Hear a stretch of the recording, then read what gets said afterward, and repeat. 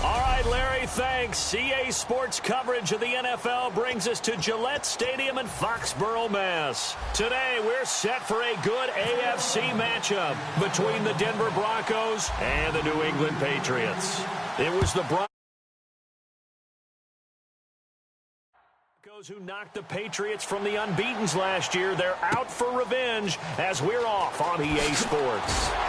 And he'll get it up to about the 26-yard line, just across the 25.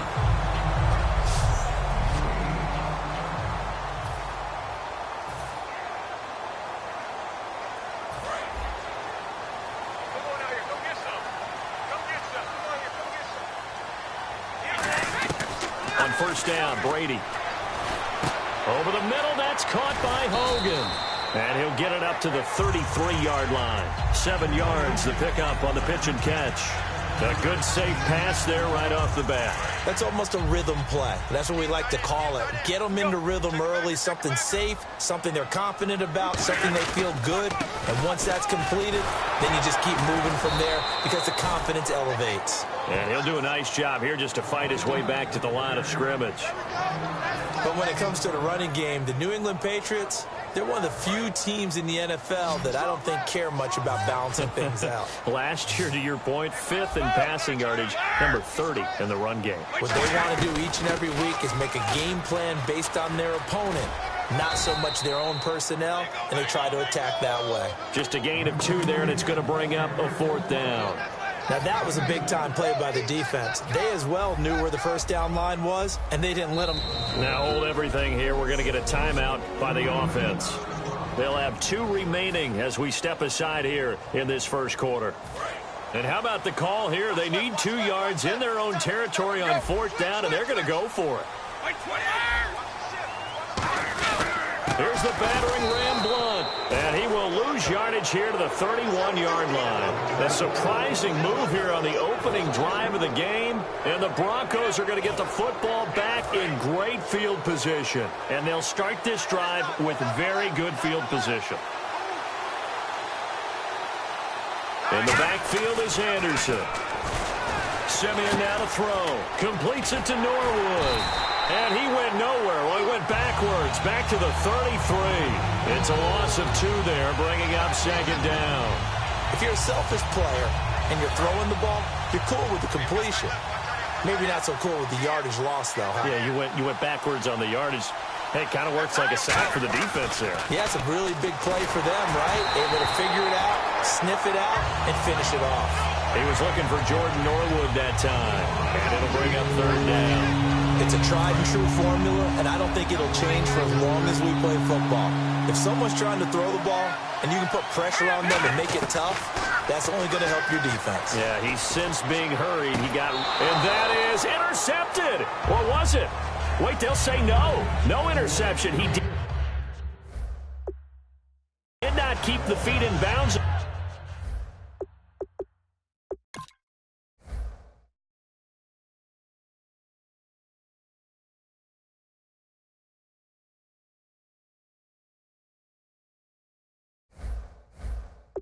Apparently, so that's just going to be an incompletion. Now Brandon McManus for the Bronco field goal. From the right hash and call it an even 50 yards.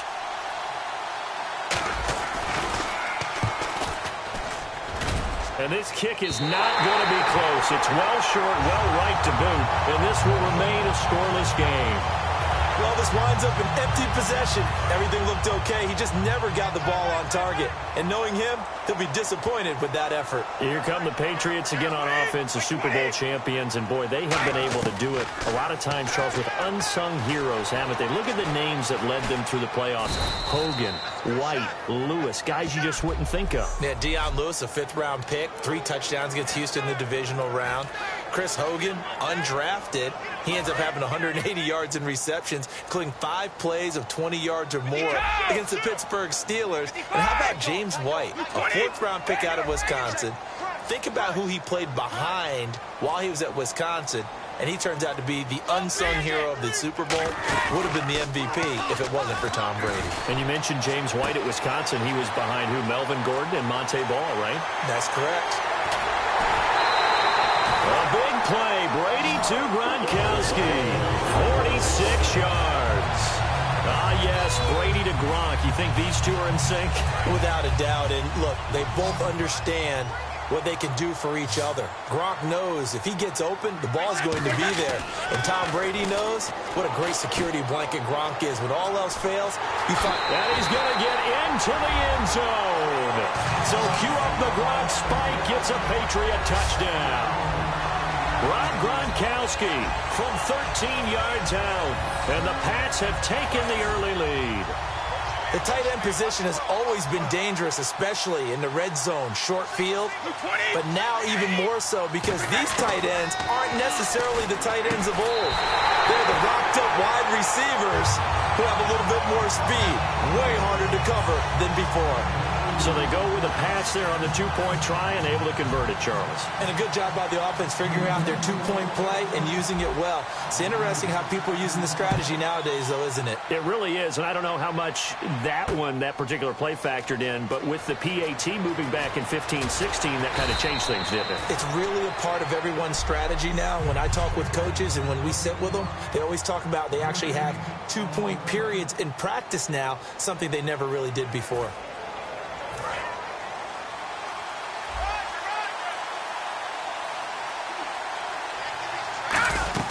Simeon on first down. The catch is made. Benny Fowler. And he's brought down after a good gain.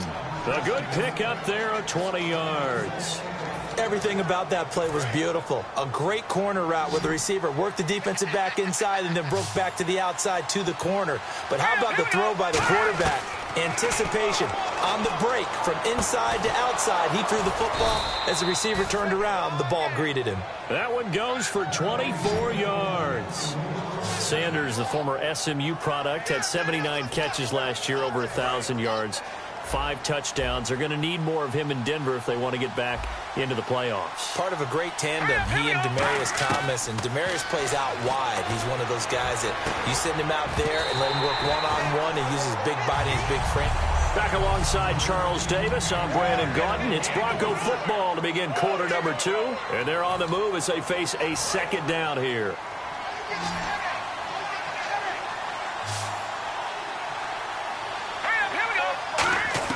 On 2nd and 10, Simeon. Looking again for Thomas, this time complete. And brought down, but not before they're inside the 25. That one goes for 13 yards, and it moves the sticks. Well, the bad news, the Denver Broncos didn't make the playoffs, but the good news for Demaryius Thomas, he was over 1,000 yards again as a receiver. 6th straight year he's done that, but yards per catch and touchdowns down a little bit. Any of that due to the change at quarterback? Think about it. For him now, in the last 2 seasons, he's had to get used to 4 different quarterbacks throwing him the football.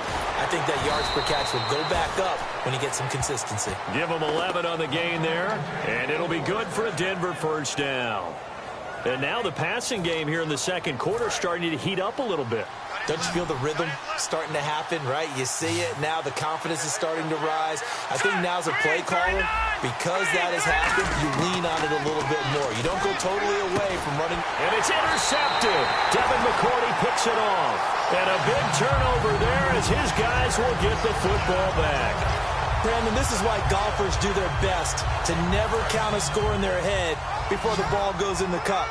This looked like a slam dunk for points on this drive, didn't it? Instead, they throw an interception, and they're going to come away empty. Okay, partners, New England comes out here to take the field on offense. This is such an interesting story, how they've been able to do it year after year after year.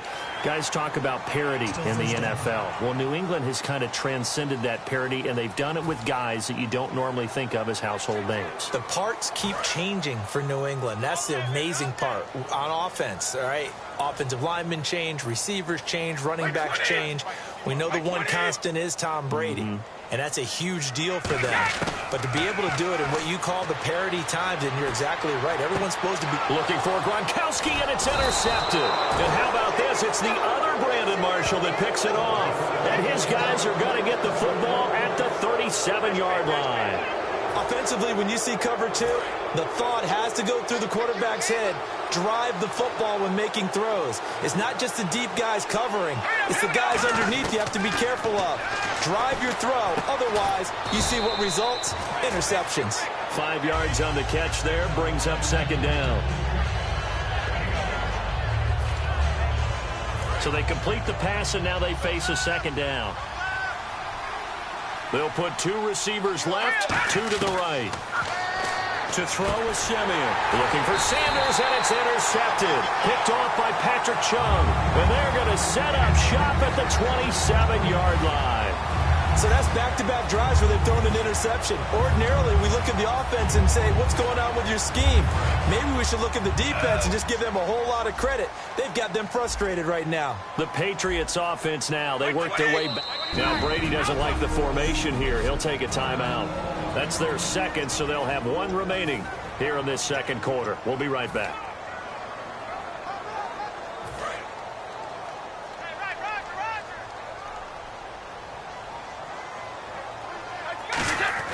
So after the INT, it's Brady. Got a man, and he hits him in stride. Shrugs the tackle. Nice. And they're able to get this one across the 35. Give him 10 yards on that one, and that'll earn him a fresh set of downs. Gronkowski may have had to miss the Super Bowl with the injury, but he was active in that parade, and now he's back on the field. And I'll tell you what, something you mentioned to me is that he was a big cheerleader for his teammates. Never hung his head through the injury, celebrated with him all the way through the title. We've seen superstars in the past, when their team does well without them, they're happy, but they recede into the background. Right? They get out of the way because it does hurt them a little bit. They do have pride. They want to feel like, hey, without me, they may take a little bit of a step back. But with Gronk, you never saw that. You saw him with him every step of the way, cheering his team on, happy for their success. They went 11-0 without him in 2016, but I know this, they don't want to try it again. No, they want the big fella back. Looking left sideline, incomplete. He was looking for Julian Edelman that time. And that'll make it third down. So still a full 10 yards to go here for the offense on third down. Throwing is Brady on third down. And he couldn't hang on to it through the contact. Incomplete. We know it's not an easy job to go out and catch passes when people are trying to tackle you and knock the ball away. But the bottom line is, that's a pass he's got to have and a pass he should have caught. Here we go on fourth down now with Brady. And he finds Danny Amendola. And he takes this one all the way across midfield into enemy territory down to the 40-yard line. Coming up at halftime in a little less than 2 minutes, we'll send you to Orlando where Larry Ridley is standing by. He'll have highlights and analysis of this first half. Looking for Gronkowski, and it's intercepted. And how about this? It's the other Brandon Marshall that picks it off. And he's going to take this one back to the 37-yard line. And that's now the second time he's picked off a pass here in the first half alone. Again, another great read defensively. And you just see him get in the right position to make the play and get his guys the football back. Now this Broncos offensive unit ready to head back out onto the field. And 2 picks thrown here in this first half alone. We'll see how that affects it. Can't wait to see where his confidence is, because the great ones, they'll throw 4 or 5 picks, and while it'll hurt their team, it won't hurt their confidence. They'll think something was just wrong with the ball or the wind or something was funny. It's never about them. That's how they stay so into the moment and into the game. On first and 10, Simeon. Sanders has it over the middle. Past the 20, Emmanuel Sanders. And all the way home for a Broncos score. Emmanuel Sanders, 47 yards. And now the Broncos are within a 2-point conversion of tying up the game. Everybody likes to see the long ball thrown, but when you throw it underneath and you see someone catch the ball, secure it, make their moves, and then turn it into bigger plays, that's a lot of fun to watch as well. And oh, he takes off with it. It's a fake.